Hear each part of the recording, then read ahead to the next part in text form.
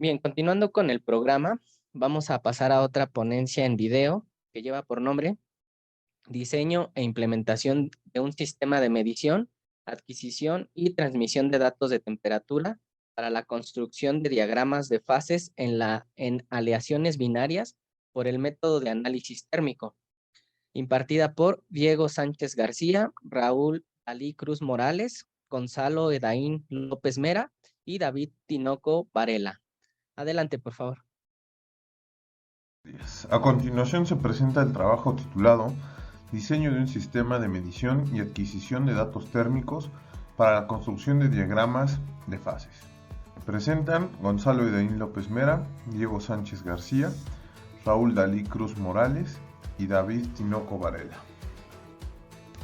Objetivo: diseñar e implementar un sistema de adquisición y transmisión de datos térmicos para la construcción de diagramas de fases en sistemas de aleación binarios, mejorando el desarrollo de prácticas de laboratorio relacionadas con este tema para el alumnado de las licenciaturas de Ingeniería de la FES Cuautitlán. Introducción. Comúnmente los materiales metálicos de ingeniería están integrados por dos o más metales. Esto da lugar a lo que denominamos una aleación. Las aleaciones pueden poseer mejores propiedades mecánicas, conductoras, de resistencia a la corrosión y estéticas. Por lo anterior, es importante conocer y entender los diagramas de equilibrio, también conocidos como diagramas de fases, ya que con ellos podemos predecir la evolución microestructural de la aleación y su correlación con las propiedades mecánicas del material. Además, con estos diagramas se pueden establecer las condiciones operativas de las piezas y o componentes manufacturados con la aleación en particular, evitando la falla prematura de los mismos. Las licenciaturas que dentro de sus planes de estudio se relacionan con la ciencia y tecnología de materiales se muestran en la siguiente tabla, así como en los semestres en los cuales son impartidas. A continuación se muestra un extracto del programa de asignatura de tecnología de materiales. Se puede observar que los temas resaltados corresponden a las transformaciones de fases y a la construcción de diagramas de fase. Al analizar las prácticas asociadas con dicha asignatura, podemos darnos cuenta que no existe ninguna práctica en la cual se integren estos temas. Es por eso que se desea desarrollar prácticas que cubran estos tópicos. Construcción de diagramas de fase. El primer método bajo el cual se construyen los diagramas de fase corresponde al método teórico, el cual resulta complejo, requiere de información específica y a menudo resulta bastante abstracto. El segundo método sería por medio de técnicas de dilatometría, lo cual es costoso, los equipos son de alto costo, requiere ambientes controlados y requiere de una gran calibración de los instrumentos. El tercer método corresponde a la difracción de rayos X, lo cual requiere de equipos e insumos costosos y la interpretación es compleja. El cuarto método corresponde a la conductividad eléctrica. El método es sencillo, sin embargo presenta baja repetitividad y baja exactitud. Y finalmente se utiliza el método de análisis térmico, el cual es sencillo, presenta alta repetitividad y es de fácil interpretación. A continuación se describirá el método teórico. Este método consiste en el análisis de la energía libre de Gibbs asociado a cambios de temperatura infinitesimales. Podemos comenzar este análisis observando las curvas de entalpía en un material el cual va a llevar o ser llevado a su estado líquido. Podemos observar que el segmento de curva AB corresponde a la entalpía del sólido o de estado sólido y posteriormente va a venir un cambio.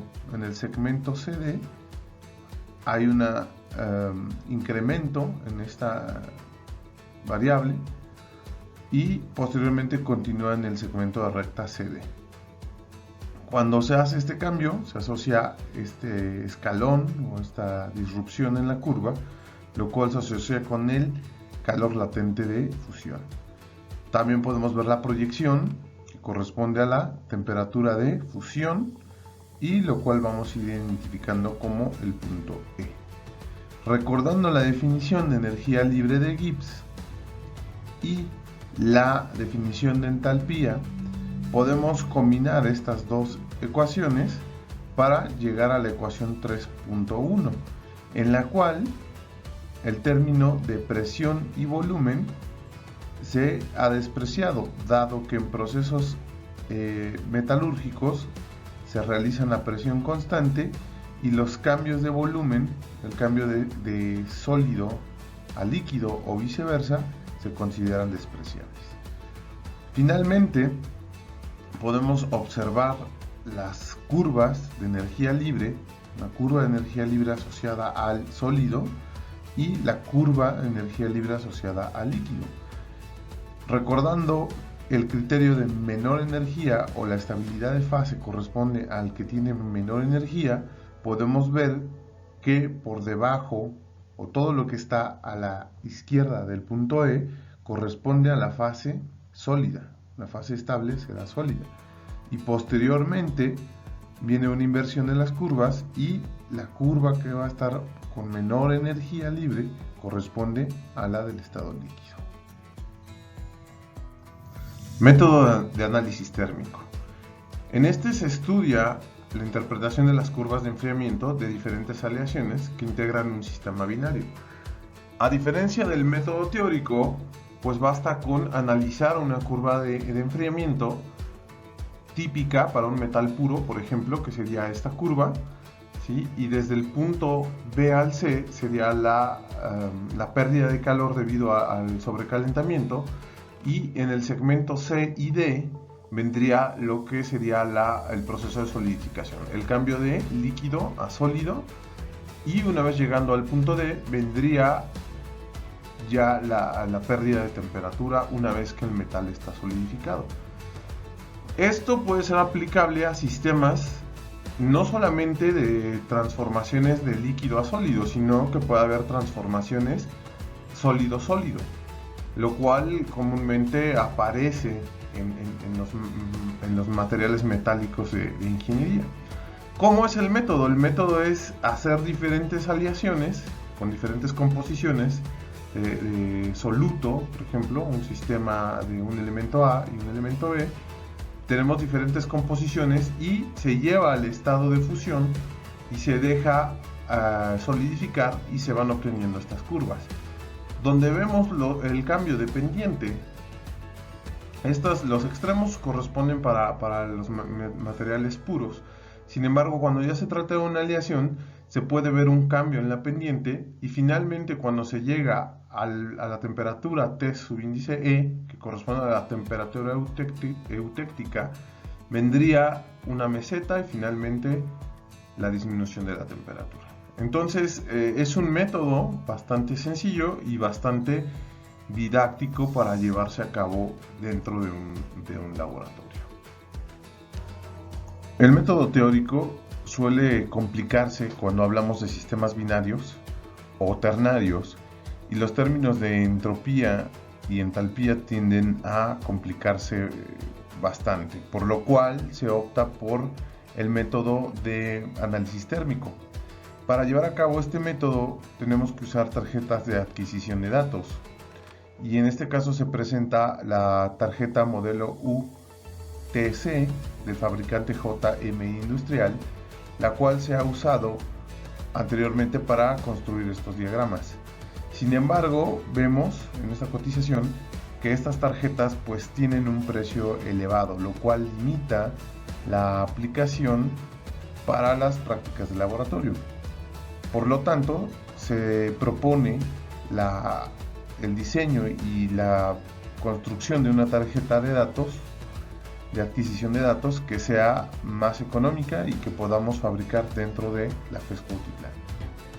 Buenos días a todos, mi nombre es Gonzalo Edaín López Mera. A continuación les presentaré a detalle el sistema de adquisición de datos que se diseñó en el laboratorio. La motivación del diseño electrónico de este sistema de adquisición de datos surge de la búsqueda de implementar un sistema tendencioso a la innovación, verificación de costos y un enfoque de diseño modular. En innovación académica, se busca la difusión de aprendizajes para incentivar el mejoramiento del conocimiento. En innovación tecnológica, se apuesta por la creación de un producto dirigido a satisfacer necesidades de uso educativo. En cuanto a la verificación de costos, se busca tener un dispositivo que disminuya los costos a través del uso de tecnología de software de código abierto y de estructura abierta que permita realizar cambios de diseño respecto a las necesidades del usuario, o en su caso, materializar un dispositivo que genere el poder adquisitivo para habilitar prácticas de laboratorio personalizadas. En el enfoque del diseño modular, se busca beneficiarse de la eficiencia del diseño electrónico que éste conlleva. Además, con el agregado de la escalabilidad y ahorro del tiempo de desarrollo, y la capacidad de tener un sistema que puede ser estudiado, visto o entendido como la unión de varias partes que interactúan entre sí. El sistema de adquisición de datos propuesto se tiene como elemento central la tarjeta Arduino Uno, que es una placa de microcontrolador de código abierto. Como sensor de temperatura se tiene el Thermopar tipo K. El dispositivo que conecta el Thermopar con el Arduino Uno mediante comunicación SPI es el convertidor MAX6675. Como elemento de almacenamiento de información, se utiliza un módulo lector de microSD que tiene la capacidad de soportar memorias microSD de hasta 32 GB. Como interfaz visual en la interacción de la información almacenada y el usuario, se opta por una pantalla LCD de 16:2. Un valor agregado al sistema es el dato de tiempo real a través del módulo de reloj RTC DS3231. Aquí la figura mostrada es solo con fines ilustrativos. El siguiente diagrama de flujo muestra de forma sencilla el algoritmo utilizado para la programación de la tarjeta Arduino Uno. Para fines de comprensión, voy a parafrasear el mismo. Se inicializa el programa cargando las librerías necesarias para establecer la comunicación con cada uno de los módulos utilizados. Enseguida se establece la comunicación con la pantalla LCD, para que a través de la misma se muestre un mensaje de bienvenida, que dará al usuario la certidumbre de que la tarjeta se ha inicializado. El primer valor necesario es el obtenido del reloj en tiempo real, por lo cual se inicializa y verifica que se tenga la actualización de la fecha. En caso contrario, se puede forzar dicha actualización. Una vez teniendo el dato de la fecha, se inicializa el módulo de almacenamiento, previniendo que existe una tarjeta disponible. Si existe la memoria, la pantalla muestra el mensaje tarjeta lista. Si no existe dicha memoria, la pantalla muestra el mensaje fallo de la tarjeta SD. En caso de tener la tarjeta de memoria, debe existir un archivo con el valor del lapso de tiempo de grabación, mismo que es leído por el Arduino. Con estos datos iniciales se procede a crear un nuevo archivo CSV en la memoria. El almacenamiento de información se lleva a cabo con el ciclo de lectura y grabación de los datos de fecha, tiempo transcurrido y el valor de temperatura obtenido del Thermopar.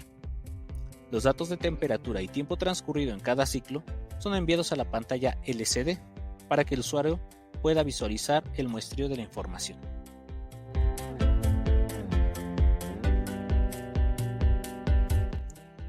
Aquí mostramos el prototipo desarrollado y listo para utilizar. La calibración del sistema, esta se realizó censando la temperatura del agua caliente en un vaso y se comparó con otros dispositivos de medición, resultando en una diferencia de valores de 0.25 grados centígrados aproximadamente con el multímetro de la marca Fluke. Se destaca que se usan termopares de diferentes características, cada uno con su dispositivo de medición ubicados en condiciones similares de espacio. Por último tenemos un video de la puesta en marcha del sistema de adquisición. En la pantalla LCD se puede ver el mensaje de bienvenida y la configuración del sistema de adquisición de datos. En este momento se muestra una perturbación de temperatura al cubrir el Thermopar con la palma de una mano.